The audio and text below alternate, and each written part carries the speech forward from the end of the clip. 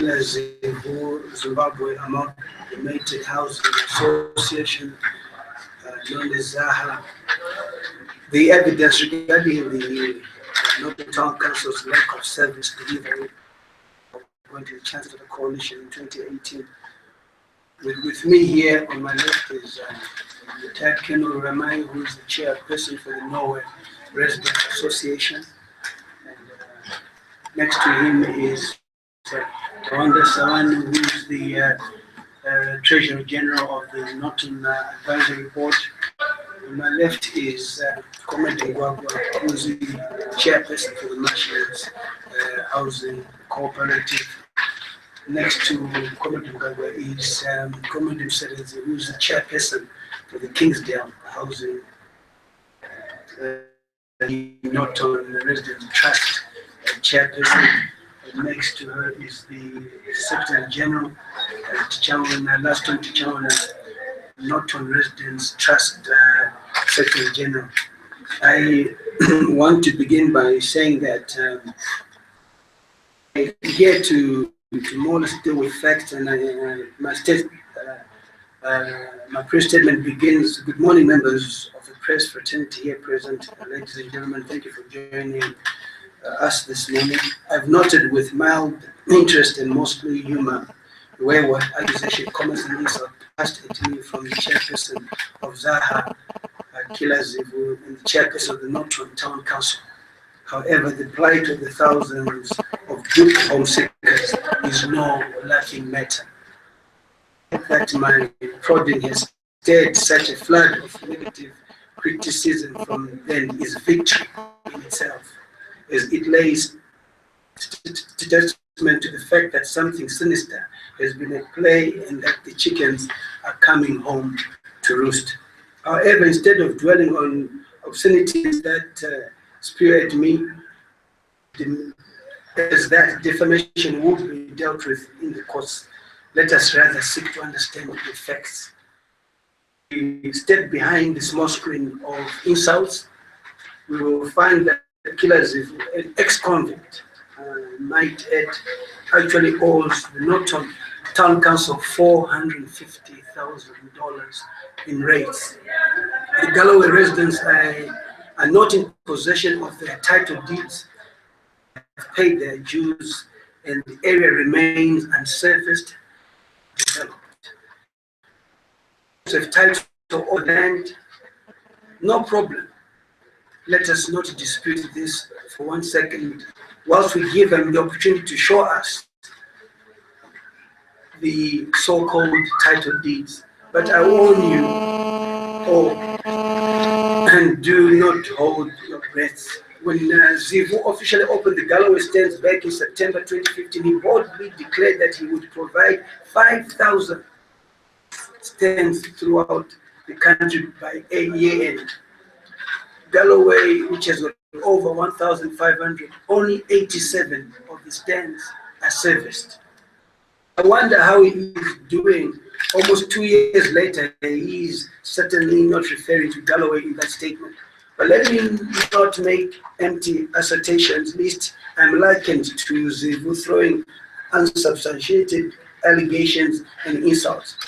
No, I will not be like him, but will instead invite anyone who is free here to come to the ground to Galloway and see for yourselves the sorry state of affairs the residents live and work through on a daily basis. In fact, let us make a date for next Tuesday.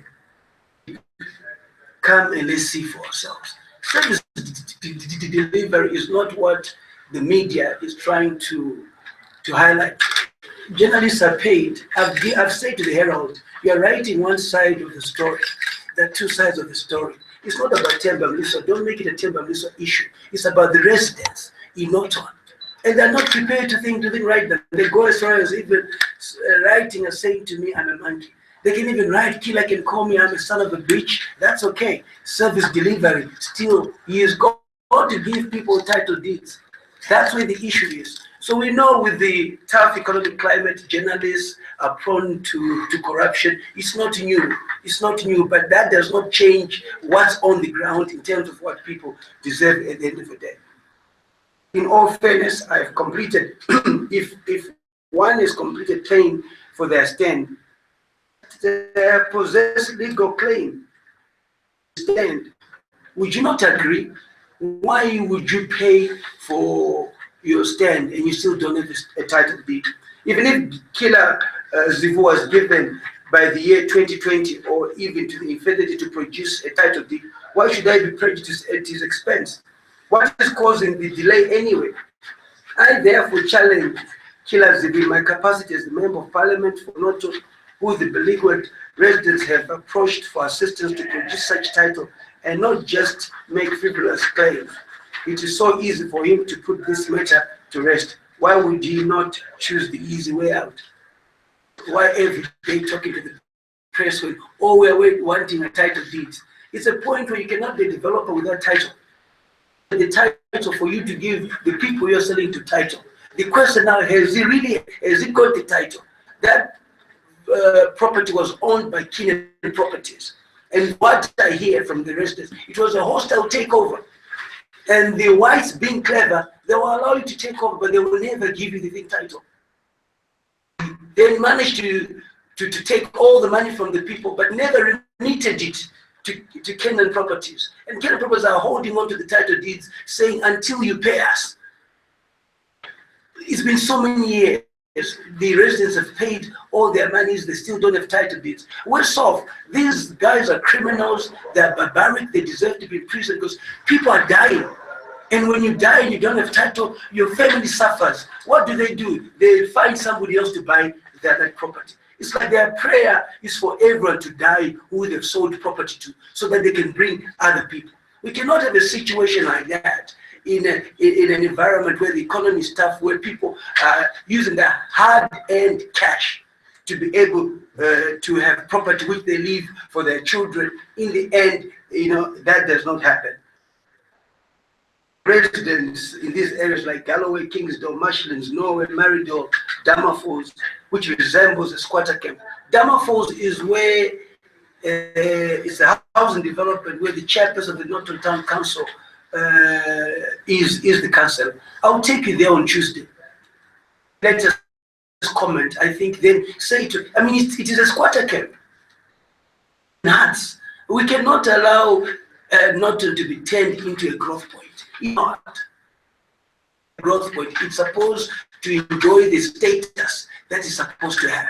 And there is no ways that we are going to. So to me, I'm actually quite surprised that the Norton Town chairperson, Councillor Precious Mfawari, talks about others when her own ward is in a mess. She is not even wanted in her own ward. The last time I went there for a meeting, I had to actually stop people from attacking her because I felt, listen, she's come with me, I must be able to do things maturely and so forth. So ask her about Dama Falls, what is happening there. So it is in there to say the least. The developers have been allowed to get away with murder, with impunity, and agent redress is required. Developers who Mpami owes 650,000, Killer owes 450,000. That's over 1 million, 2 people. And you're saying that people are not paid to pursue for you to get that money. It does not need a rocket scientist. Kasimbuya, wanengwane $300 ya wano owa, my lawyers muno unleash. Unleashed my lawyers. Kune wano owa 450,000, 650,000. If I am lying, you can call the council and say how much does Killer Zivu owe, how much does Mpami owe in terms of rates. That's over 1 million. Even gone to other property developers. So all these years, how come you never did anything to try and recover that money? And you think with a legislator like me, you'll get away with murder? We must make sure that everybody accounts for what they have to do. We cannot have a kind of selective application of intent. We can't. If the Mbuya who owes 300,000 is receiving a letter from the lawyer has to recover the money. Why can't somebody owing 650,000 receive the same? Corruption going on. There are parallel permits which are given where they are making money. And you know the economy is tough. The only thing that can give you money is land now. And that there's not much. I have it on good authority that Zivu is claiming that from the Delaware residents, claiming that. How preposterous is that? How does one collect a VAT in retrospect? People have paid for their stands, and now you want VAT after that. Like that. It's not included in the purchase price. I mean, it was included, and people paid for it, and in retrospect, you want to actually claim it because it owes Zimmer. You know that our businessmen never want to remit anything to Zimmer. So what is new? The economy is tough, and Zimmer has got to get his money. Let us hope that he has not squandered the money previously remitted, and is now making an attempt to settle his cause with Zimmer through the same helpless home seekers he duped in the first place. He goes once beaten, twice shy. The money owed by Zivu to Zimmer and Norton Town Council in Texas race brings me to another point. Norton Town Council lay the blame of poor service delivery to millions of dollars they claim is owed to them by the residents of Norton. That is the case. May someone kindly explain to me the rationale of having to dodge, pursuing, and terrorizing an ordinary person who owes the council a mere $300, when there is millions owed by the land barons of Norton. One is then left to assume that there must be some form of cartel office if such huge amounts are left ignored and uncollected. Would the collection of such huge amounts in unpaid rates not solve a huge chunk of the council's deficit if they are made recovery from people like Zivu and Pani? On to service delivery we go, or rather in Norton's case, the lack of the Norton Town Council must be held to account for poor service delivery. Again, a quick visit to constituents will show you the glaring truth of my statements. Places like Kingsdale, despite having an occupants of over 2,000 residents, still have no school in the area, to travel unrealistic distances, or worse, to pay $2 per month to sit in a biao to receive education. Is that the constituency that I want to preside over, where young children, okay, you never went to school in a biao? So for every 500 houses built, there must be a school. 4 schools, there are no 4 schools. Council has allowed this to continue at the end of the day without even writing, because they have to comply with that. That's law, they have to comply with. They haven't even complied with that. Primary schools far outweighs the number of secondary schools in the area, and a concerted effort needs to be made if the government pupil to teacher ratio is 1 to 40. Right now, to be attained, right now in Norton, you're sitting at about 1 to 60, 1 to 70 in a class. And land has already been sold. Land for school is no longer there. Stands reserved for schools have been sold off as residential stands. To say the roads have potholes is an understatement, as some roads become impassable as was experienced during the recent rainy season. One would have more like in purchasing a canoe to navigate the flooding caused by the poor drainage system of the roads that become streams, while heaps of uncollected refuse lay rotting by the wayside, further bringing the threat of disease and vermin and pests even closer to reality. Instead of the effort of calling for a press conference to make frivolous and untrue attacks against the council's time would be put to better use by making strategic town planning decisions and implementing them thereof. To address the defaming Auditor General's report that clearly shows that instead of achieving 30-70 ratio, 30% to salaries and 70 to service delivery, they are operating at 68 salaries and a mere 32 to service delivery. This is the Auditor General's report. So where do I come in terms of the Auditor General's report? The Auditor General's report is mandated to come up with these findings, and these findings are from the office, where 68% is going to salaries, 32% is going to to service delivery. As a legislator who is effective, I have oversight and say, why are you not sticking to the 30 salaries, 70 service delivery? And then you hear them that I'm interfering with management. I mean, education is also needed at some point. Oversight is not interfering. I think there's a difference between interfering with management and having oversight. We have oversight on all institutions. And if they did not know, Kasukwere reports to me, Honorable Kasukwere. I don't report him as a member of parliament. Them going to Kasukwere certainly doesn't help their case. If there's anything, like you say to them, they must stick to service delivery at the end of the day. Failure for Kasukwere, Minister Kasukwere, to deal with the Northern Town Council will lead to him being fired.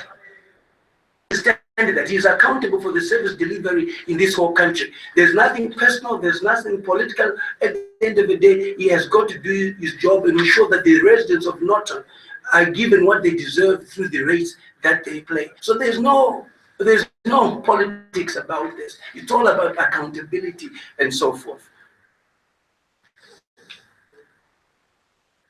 Investors are keen to invest in areas that have good governance and transparent accounts, processes and procedures, and I therefore agree that the lack of this in the Northern Town Council is causing the laissez attitude that investors have for the constituency. We're coming up, Norton has been cited as special economic zone. Yet we're not up to it in terms of ensuring that procedures are followed. How do you attract investment? At the end of the day, my message to Kilaziv is firstly, how can you hope to win in Norton against me when ZANU-PF lost even in your own Galloway? I won. So he wants to come and contest with me in Norton, yet where he has a property development, I won. I mean, it certainly says a lot. I don't think he's done his research, and he cannot take the Northern people for granted at the end of the day. In fact, if ZANU-PF were actually smart, they must deal with their land barons. These land barons belong to things ZANU-PF, and they're making ZANU-PF lose. ZANU-PF lost Norton because of poor service delivery because of the land barons, and they'll keep losing Norton if they don't deal with those issues. They could be getting a few thousands from the land barons in terms of donations to the 21st February movement, to independence, but they are losing the vote on the ground. That is the warning that I'm giving to them. Norton was a clear example. Poor service delivery, land barons, people voted and they voted for change. And the change that they voted for is for me to pursue that they get their title deeds, their service delivery, these housing associations, developments are developed as per agreement. That's what it is. So instead of us, I think it's pretty clear that we were able to do that. To think of you as an adversary would giving you credibility that you don't deserve. Secondly, at the end of the day, you can call me whatever you want, but I will never stop fighting on behalf of those who have been scammed. He's a well-known criminal. He's convicted. And I wonder, how did he make it as a councillor? You know, he's convicted, it's well known.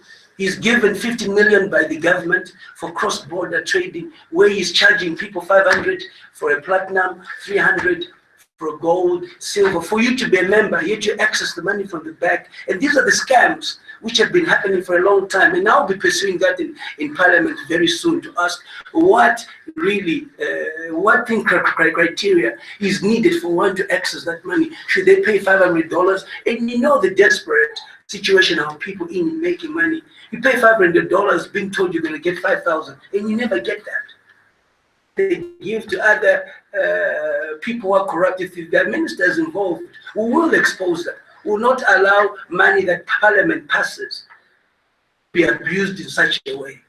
That is for another day.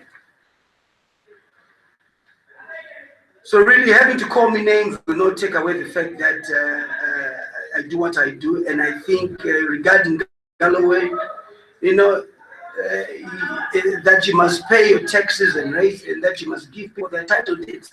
That's really the bottom line at the end of the day. And failure for you to be giving press statements about this and that I'm developing is irrelevant. Like I've said, this is serious. People are dying. And when they die, they're leaving their kids without title. I don't think any of you would like to be in that situation. So it's really about title more than anything else. We can try and fool people in their constituencies, not in our Norton, not in our Norton. No way. And ask his parties and PF about we deal with the institutions, we don't deal with individuals. Last but not least, according to the Constitution of Zimbabwe, he may not stand for election as a member of parliament if he has been convicted of a crime. So, the way it says this is personal because he wants to stand in Norton. ZANU-PF wants to win Norton. To send anybody there to contest, you don't even need to seek authority from Kasuku. Where they are not, where they don't run the constituency, why would you seek permission? Why does he want to pretend? He's free to come to Norton and start campaigning now, because ZANU-PF needs that sit back. And right now, there's no one that I am seeing visually ZANU-PF who's able to retain that seat. So the sooner he comes without talking, he will do a lot more good to ZANU-PF in retaining that constituency at the end of the day. As for me, you must not worry. I'm actually in a fix in terms of I've done my bit. I've worked hard. I think people understand what I stand for, and I think there is a total paradigm shift in Norton. The thing, residents of Norton are way ahead of most constituencies in this country. They are working to a lot of issues. Yes, emotional answers and so forth, but they are well enlightened to what they need. And you see a different brace of politicians, of councillors, come 2018, because they realize that if they don't step up to the challenge, they'll be facing the same councillors all the time. So it's about leadership in Norton. It's not about having to think rule. So we don't want some rulers in Norton. We want leaders who serve people. Finally, my comments on the chances of a coalition come 2018. That I've never believed in a coalition before the first round. It is already conceding to defeat the ZANU-PF. How can you be a coach? You are training your team, but before you even play, you say, let's join another team. Of anything like that. So in the first place, you're not ready for the final. So it's best just stay out of it and allow those who are ready to do it. So to me, I'm very clear. There's never a coalition that happens. Never. Because how do you measure your strength? I've said this over and over again. 72% of the population is still in the rural areas. Failure to engage the war veterans to work for you in the rural areas becomes difficult for even the opposition. I've not seen any penetration of the programs in the rural areas. The command agriculture, which came through government, that deals with food security, that's tribute to ZANU-PF. People will be going to the elections, so how do you respond to that? Underestimate command agriculture in what it has done to impact people's life in terms of foreign currency too. Hate it or love it, it's going to save foreign currency in terms of importation. That money will go towards inputs, where inputs will now be thin cheaper. If we are going to election, the government of the day is prepared to sell fertilizer at $5 to the electorate, and you can't stop that. That can be a subsidy.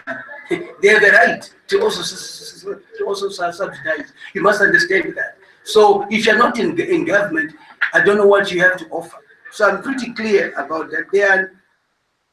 There are no teams that train only to go out before the game. The opposition must infiltrate the rural areas. And MDC, I've always said, is better off on its own. MDC has got its own constituency. It must focus on its own constituency. While those who are coming on board must go to the ZANU-PF areas. That's if they can go there. Failure to go there, you're fishing from the same pond. The results remain the same.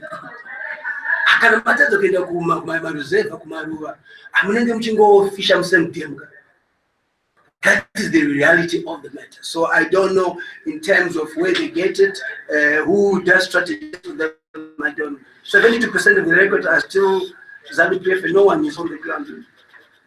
Let's say if there is a coalition, the president, who becomes the vice president. So you've got 14 parties that have joined. Who is the president? Who's the vice? Who's the second? So already there is a power struggle. There is no way I'll be part of a coalition without knowing what is mine. What is my position? Am I going to be the Minister of Finance? Am I going to be the Minister of Youth? If we win, those positions have got to be articulated earlier. You must know the shareholding. Am I 10% shareholder, 5% shareholder, not because of Iowa? Those Obama shares, it does not work like that. So which means the coalition that has happened if China is leading, meaning that Shamisa, Coupe, and what's his name, are no longer part of it. That's what it means. That's my analysis of that. So I don't know where it's going to go, and I think it's important for the politicians to focus on service delivery, on turning around the economy. I don't see anything tangible that the opposition is proffering as a solution in terms of the economy at the end of the day. So that's my take. I am with you, gentlemen. I have members here who I will ask to also talk about their associations so that you are well informed with it. I will begin with Kenno Rulamai, who is the chairperson of Norway, to also talk about the Norway Residents Association. Right. Thank you very much. How are you, ladies and gentlemen? The first and foremost thing which I would like to bring forward is the laxity or the failure to force the developers by local authorities. Let me say, to start with, before any piece of land is subdivided, the private developer goes to the Ministry of Local Government, who will issue them with subdivision permits. Armed with a subdivision permit, the developer will go to a local authority who will be appointed to be the supervisor of the area where that development is going to take place. Now, with Norton, it's totally different. Yes, we have seen subdivision permits which were issued out by the Ministry of Local Government to the private developers. That subdivision permit, then the developer has to approach Norton Town Council, who in turn will issue a development permit. I hope I'm clear there. A subdivision permit and a development permit. Yes, the subdivision permit will naturally spell out how the area is going to be. On the implementation part, it will be the development permit, which will then say, for how long are you going to take on that development? Right. Coming home to Norway. Norway the developer was issued development permits, that is from the local government. However, the local authority did not issue subdivision development permits. So it becomes impossible to enforce the requirements of the subdivision permit without the development permit. Right away, people are, like in our case in Norway, it was supposed to be, firstly, once he developed phase 1 and hand it over to Norton Town Council, that's only when he was allowed to go to phase 2 and phase 3 and so on. But however, he simply went on acquiring these subdivision permits, which he used for the development of the area. Somebody was sleeping on duty, who is not on town council. At the end of the day, when we, the residents, realize that no, there is something amiss, you are told that no, the issue is between you and the developer because you signed agreement. That has nothing to do. But who actually has the subdivision permit? Who actually has the development permit. As the residents, we would have not tried to investigate and find out how the procedures are. There are people who are being paid to actually enforce requirements, but they sit back, wait for their paychecks every month. Right away, the phase 2, you cannot, it's not motorable when it is raining. Even the residents carry at least 2 pairs of shoes from where the roads are not tarred to the to the tarred roads. They cannot take their vehicles to their homes. They have to find somewhere where they will be paying money of their vehicles during the rain seasons, which is a thing I think is really very upset. Norway was supposed to have been completely developed. I think if the developer was willing to carry out the development, we were back before 2005. One more thing which is amiss. Phase 3 was actually an industrial area. However, he subdivided it into residential space in, I think it should be 2003. And they started selling that. He had no subdivision permit to convert that piece of land into residential. Then, 2013, to be more precise, June, that's when he was given a subdivision permit of the area which he had already developed, which he had not developed, which he had subdivided and sold out to the residents, the current residents, because they bought those pieces of land. So I think you as journalists may assist us in highlighting these problems that are the developed people. You cannot take people for a ride.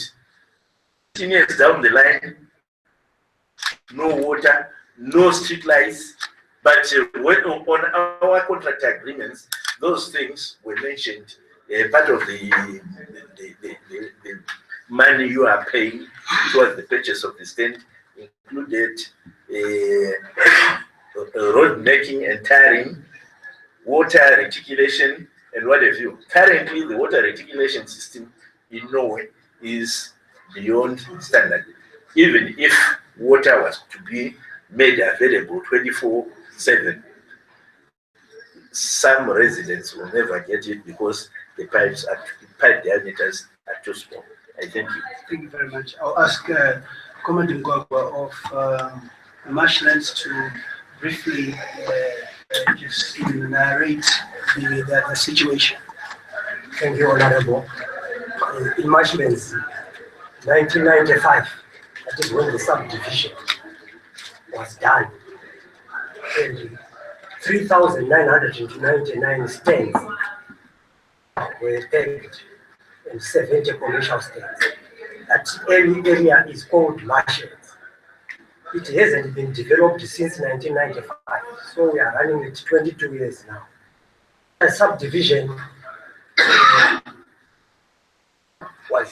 the developer was a white man called Mr. V.J. Kutsi. His wife and Justice Mayor Wajrajena was the draftsman and are working in that company. They sold the stands. In 3 years' time, all the 3,909 plus 70 commercial were almost completely bought as fully developed stands. But to date, nothing is there. So in 2002, when residents moved in to stay, we formed an association to push developer Adol Gold deliver what we had paid for. In 1995, the pressure took the case to the High Court, and Justice Justice Muchia, a judge in the High Court, judged on the 21st of May 2008. Rights, interest, and title be transferred to Marshlands Development Association that was pushing the company Adogo. They didn't respect the court order. Nothing was delivered. In 2010, 28 February, when we held our AGM committee, and another group entered, led by a man called Samuel Makanda. On 14 May, the same year, 2.5 months later, a deed of trust with the didn't tell us up to date he hasn't anything about the deed of trust. But to be a bit lucky and go to the notarial deed of trust. Deed of trust, I think you know how a trust should be formed. The most painful chapter is where they have the trustees, that is powers of the trustees. Virtually, our properties. These guys now, we have been at war with them when we discovered, since we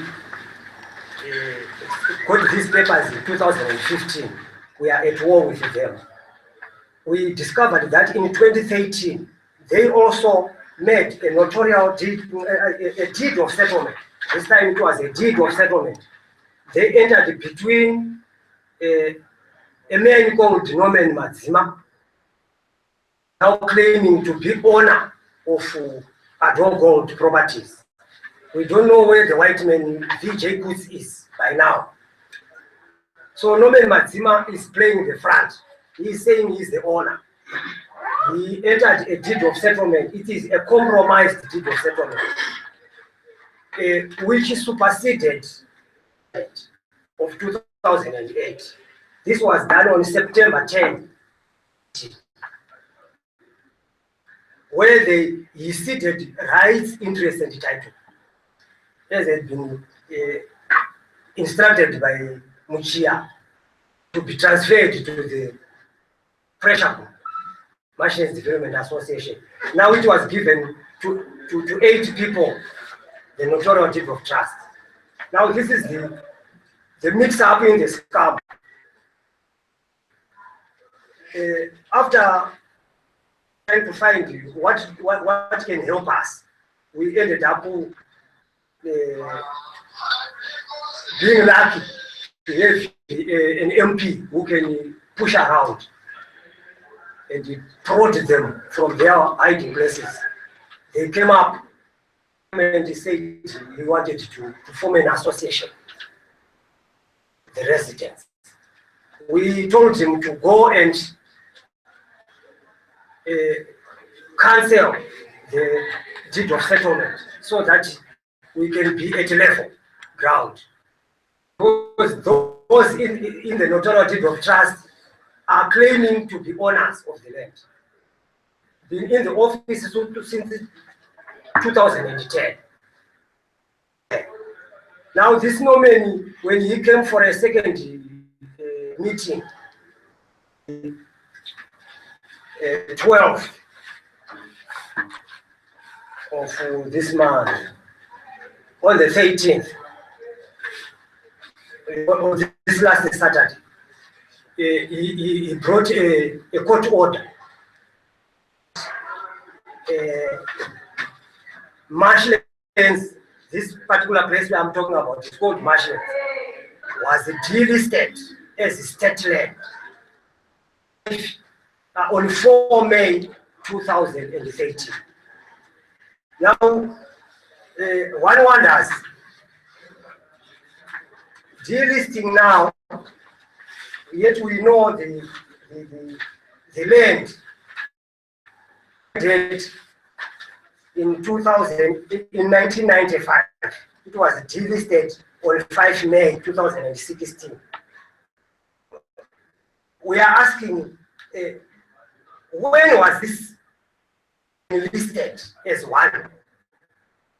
Was it before or after subdivision? That is the beginning of 1995. Was it before or after Muramba China? Because our houses were demolished in 2005, and the council said, we are sorry, we had made a mistake. We had taken these council officials for a training in Chegutu, one in Harare. Then we waited for elections. After the elections, they waited for the president to sign. The president signed for demolition. We were demolished, yet we were a private land, or we were a government land. Now we are wondering. But when we asked them then, they said they were not supposed to demolish our houses because we were private, a private land. Us to rebuild. So we rebuilt temporary structures. So who tampered with the state land or who tampered with the private land is our question. And we in Machines are kindly asking for a parliamentary portfolio committee. I think it's Irene Cindy, boss. I think if she could come and interview people in Machines, because we suspect a very big top official who is corrupt enough to see deaths and people crying, merciless. And there is what we can call institutionalized corruption at our council. Because it's part and parcel of all these documents I'm talking about. Thank you, sir. It's deep. It's deep. So when you're an MP and you're faced with this, you can appreciate. But you must come to the ground and see what you're talking about. Ask my secretary.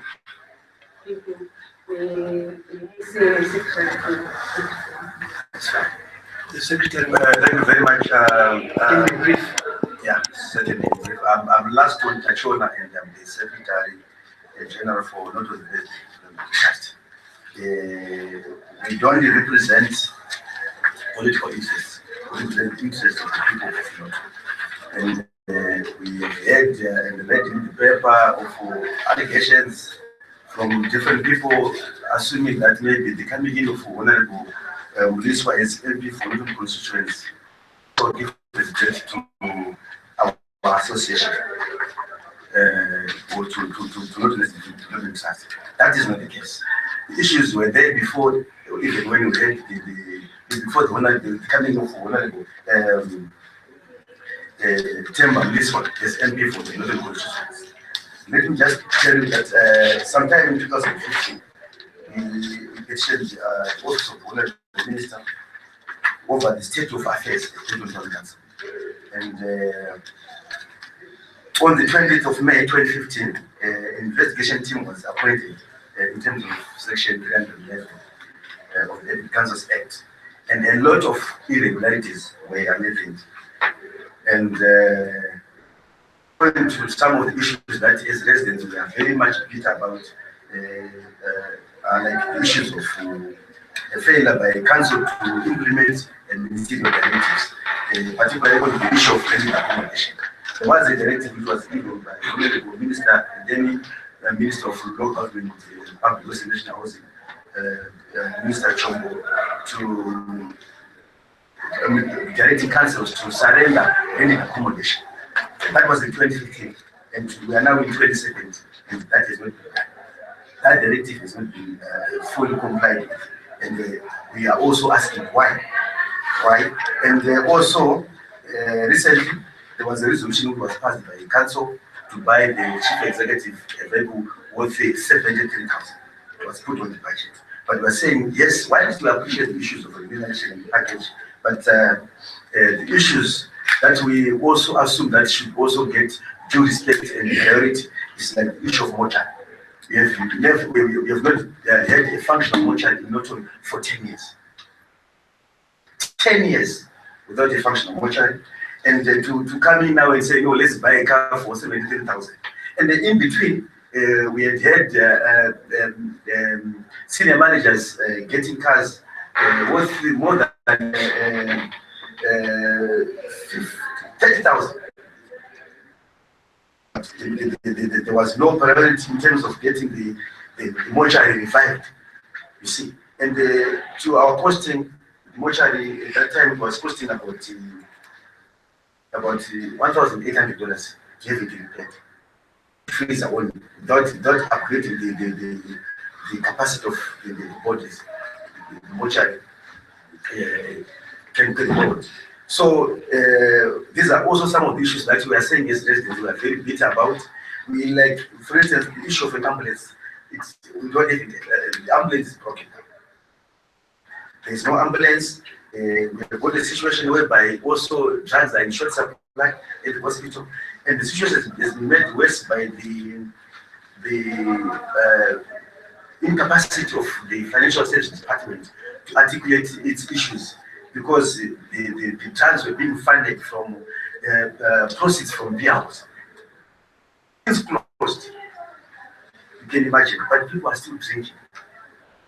Wonder why we have an incompetent financial administrator within the system and up to date.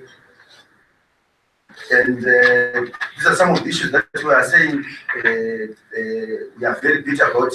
And council fighting its nursing staff, it has spent so far about 53,000 fighting its legal staff, because there's an issue of allowances. But what we thought maybe our council should do is to also assess the practice elsewhere. But so far, for the course that they've gone through, council is on the losing side. And the issue is now before the Supreme Court. And I know that council is also going to lose that case. But they invested 53,000. So we have got a caliber for managers and maybe councillors who don't think for the community, but maybe think for themselves. You see. And the other issue is right now we've got only one clinic, only serving the population of about 80,000. One clinic in Norton, you can imagine. 80,000. It's still an issue that we are very bitter about, and there's no indications that to actually facilitate the construction of another clinic to serve the community. We've also demonstrated that we are not also happy about the payment of salaries through the estate account. The issue is council has not been able to pay salaries, and it has been selling stands, you can imagine, to pay their salaries. And if land gets finished, so what happens next? See, so it means the administrative part of it is actually incompetent, because it is actually failing to balance the 30 to 70 ratio as required by the law. More on salaries, and there's nothing being channeled towards the service. And we have also had issues where even the council chairperson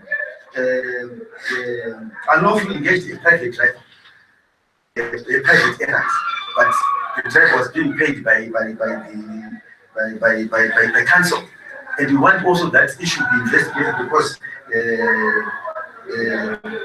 there's no action that has been taken to date as we speak.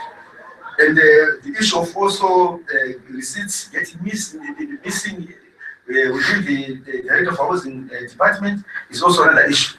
And we have had instances where employees have get away with no punitive measures being taken about their fraudulent activities. And we have got also another issue of council borrowing salaries, borrowing money from the bank to pay salaries. paying its salaries. You can imagine. That's also another safe situation because you cannot sustain the salaries through the bank advancement because what happens where we get your money to repay the bank loan. So these are some of also the issues that we are also a bit about. And the issues, I can go on and on, there are many. We have got a very thorny issue involving a developer by the name Maparo Properties. Right now, we've got a situation where houses are being demolished. The land, apparently, it was acquired by the state. How it ended up being contested and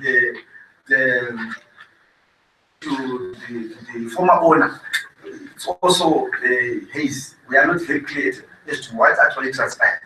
The issues went to court through the influence of Sikat Benupame as the lawyer representing the white man. The farm was withdrawn, but there were already families which were already settled by the ministry, and this was done above board. But now there was an indictment which was given to have the families evicted on the farm. This issue is actually before the court right now as we speak, and right now you find that the orders which have been issued by the court before are not being followed. The developer, the property developer is continuing to violate the constitutional court orders which was given to help the situation. If I may quote, one of the orders says there was no one who was supposed to be evicted member of the cooperative before, and also the cooperative members and for direct from the private developer, they were also supposed to compensate $85 per square meter. But what is charged now is way above $5 per square meter. And that is another issue that is before the courts, and we were hoping that the court will address that one because he has inflated charges and people have not been able to pay those charges, and now he's demolishing the houses. The issue is we have got this developer is actually not paying even his dues to council. He owes council $566,777 in arrears. But since 2018, assumed the ownership is alleged, the ownership, he has not been paying council since 2018. And right now as we speak, he also owes the fact that he has been claiming on agreements of sale has not been forwarded to Zimra. That is also another issue that we also want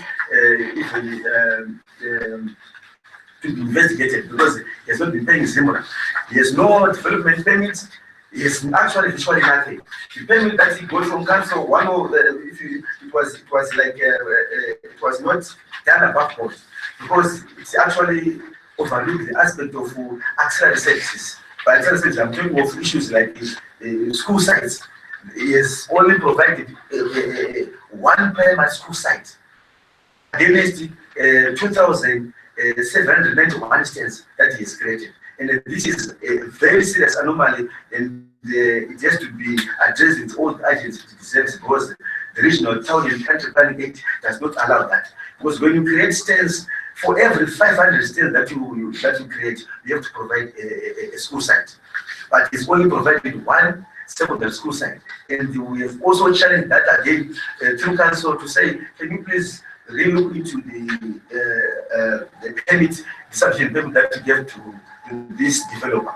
So we have so many concerns, so many queries against irregularities that are happening. Right now, we not only we are just hoping and praying that the minister one day will come and really appoint a commission to look into the affairs of not only and the private developers in total. So in terms of evidence, because we don't like to talk without documentation, we end up being those. So this is a letter from the council, as you can see, to Mapara, which was written on the 3rd of May 2017. They clearly have said they cannot proceed with that. He has to pay the money. This is a council stamp, and this is how much he owes. 566,000. So these are not figures that we're just bringing up. These are true figures. So this is council writing. Okay. I'll also show you the evidence of killer. Just that when you decide to fight some of us, you must back your stuff with evidence. I have evidence here. His company acknowledges somebody paying fully. Is there everything? Unless he tells us again that this is not the thing lettered of his company. Somebody paid the full amount, they don't have title. So what is the issue? Here is the agreement of sale for the person. Agreement of sale done, the acknowledge is paid, even VAT is there. But he wants more VAT from them. So how many times can you VAT it? Yes. I mean, this criminal attendance has gone for too long, but not on will certainly deal with it. It might sound like a mission impossible. Already, I put in a report with law and order. I wrote to the Commissioner General. I wrote to the President. He's under investigation. I did a statement pertaining to that as a legislator. With the powers invested in me to represent the people, I can go before the court. I'm preparing an interdict right now through the courts to stop everything happening until we get to a certain point. I have to represent the people effectively. And that is the bottom line. Here, being brought to me as a member of parliament. Do I keep quiet? Do I pursue? I've got to pursue these issues, and people must have their thing tighter. People must have their homes. Don't allow a situation like this to prevail. So I thought, here's the evidence. This is the entire Galloway file which is there. We've given it to the Herald. We've given it to the Daily News. They've never said anything in this. So is the media for the land barons or is it for the people? But that's not an issue. We still pursue fighting because facts will always remain. Are there any questions that you might have for the panel which is here? Yes. Yes, sir. My name is Gakacha. I'm a freelance journalist. I wanted to Mliswa. What's a comment to Congress Stevens? When we talked to him last time, he said he has $1.5 million, which went into trade when Allied Bank was pronounced bankrupt. So he says that's where the money for the lot of residents. Yes, so he says we must also assist it to get that money so that he can start developing wherever he's having that he's developing the land.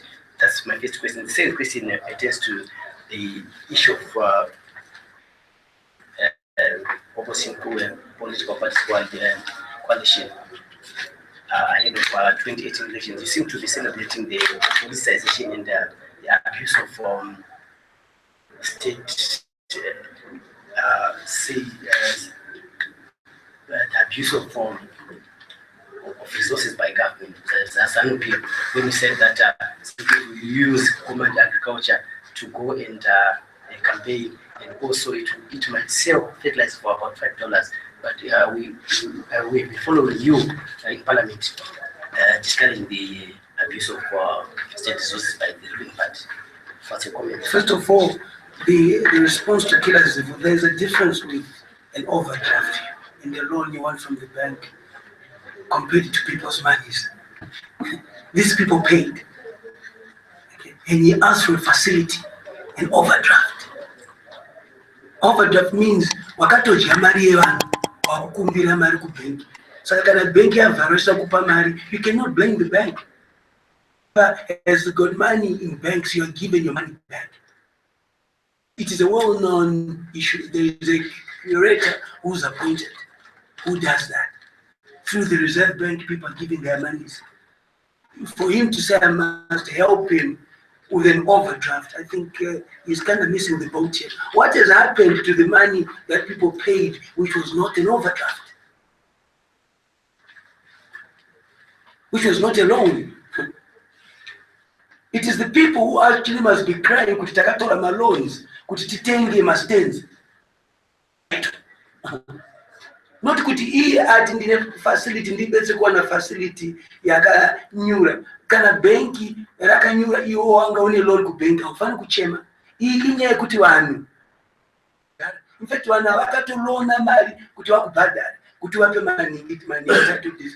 That does not hold water. There is no intelligence in that. In terms of command agriculture, it's a government program which I support totally. I'm a beneficiary of command agriculture. I've always said that it has had its teething problems here and there, but the truth of the matter, it has dealt with the food security in the country. Whether you like it or not, we've seen it.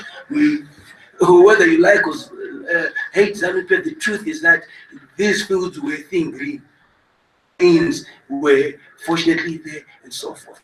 The abuse of inputs is a different thing altogether. So that's an economic strategy by ZANU-PF, which is chaired by Honorable Vice President Mnangagwa, and you have a lot of people working in that and so forth. There's absolutely nothing wrong with the military being involved in an operation like that, because military also builds hospitals.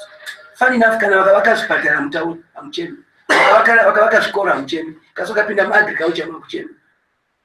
Take part in any economic transformation in the country because you don't pay the military for doing that.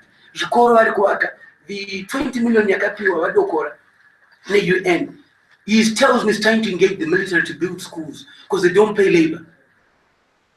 To me, there is no politicization. In terms of fertilizer being $5, government can subsidize.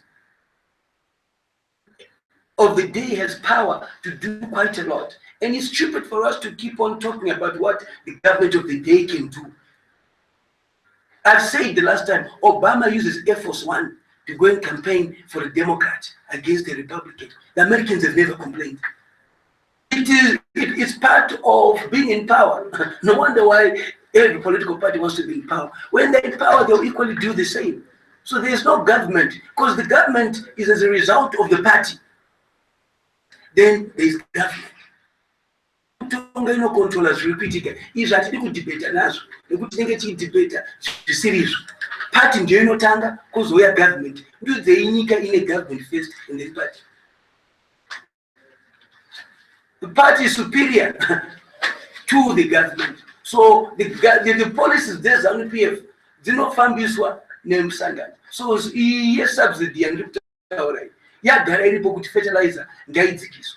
So ZANU-PF ikadzikisa fertilizer to $5, the subsidy yacho anobhadhara makampani acho.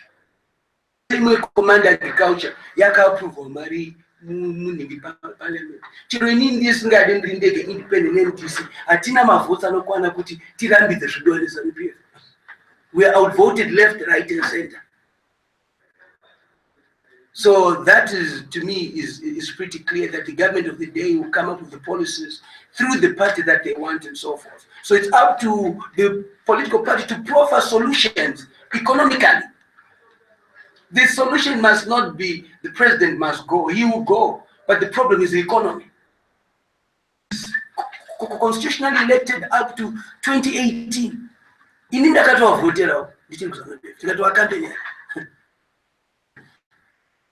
2013 handakawina urungu wesiboko MDC nchipa kuZANU-PF saka senchida kunyepa handinganyepa saka vari munhu akavapa masimba inini ofuti though ndichingokritiza zvawo zvimwe zvacho ndinobvumirawo from an internal point of view.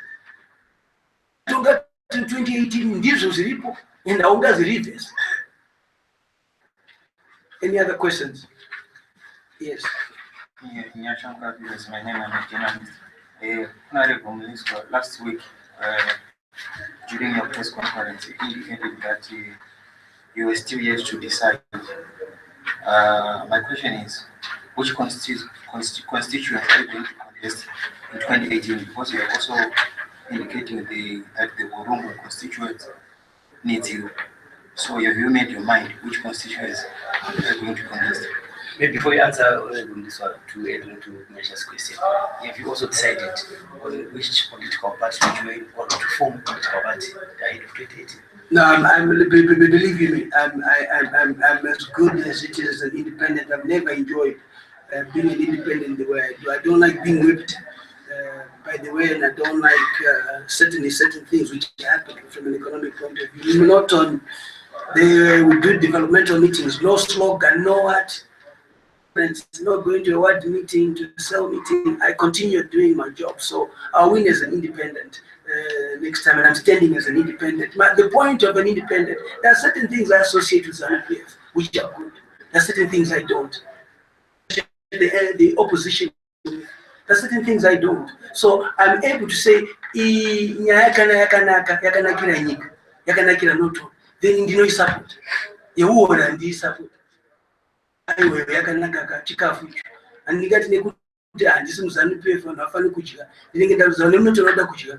Kune matura ariko. Command agriculture ngaizadzwe munotoni mafarmers vapiwe futi changu kuti mafarmers emunotoni ane matura vanopiwe. Ndipo baba ndiri pa. That's a phenomenal program which is showing results and so forth. So in terms of Urunga West and Norton, that's deep. Urunga West, I was there. A lot happened.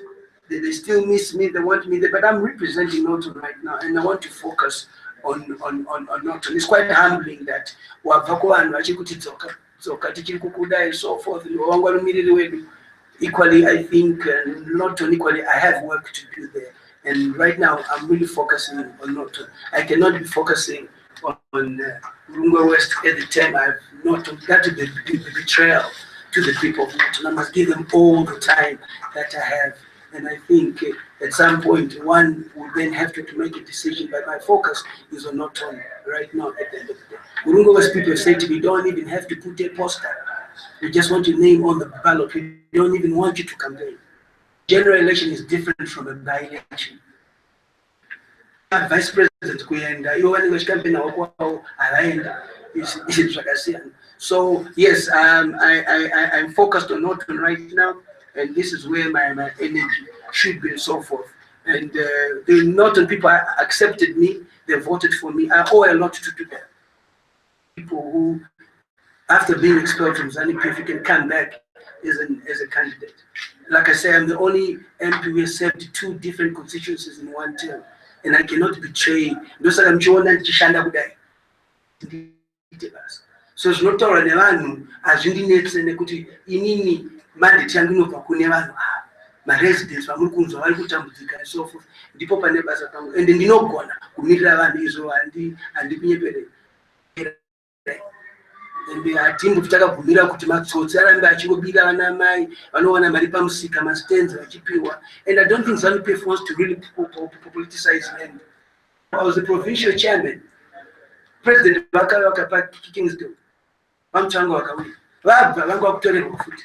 Ndikaenda kuna president. Ndikati president, is this what it was about? Vakaramba. Vakati go and acquire the farm. Farm ikacquirewa. Acquirewa. Ndabva ikadzoserwa futi. Ndoka ndakazonyera kuna president, ndimi munotora, ndimi munopa. Makabvuma here kuti chamatora chidzoserwe futi kuti vanhu 2000 vatambure. Investigation yakaoma iri kuitwa kuti akatamba neipapo ndiani. Sangano ndipo pachabatwa mu ministers papo, because you cannot acquire then to the person. Because munhu akatorwa farm akabvapiwa imwe farm, aripiwa imwe farm. Kuti ko vari kutengesa sei I must stand here compensate. It doesn't make sense. So it's the corruption which has been there. So we need to effectively represent people. Any other questions? Ladies and gentlemen, we want to thank you. If the first statements are here, some who want Joe, I think you can distribute them. If there's more information you need to some of these records, you can take pictures now and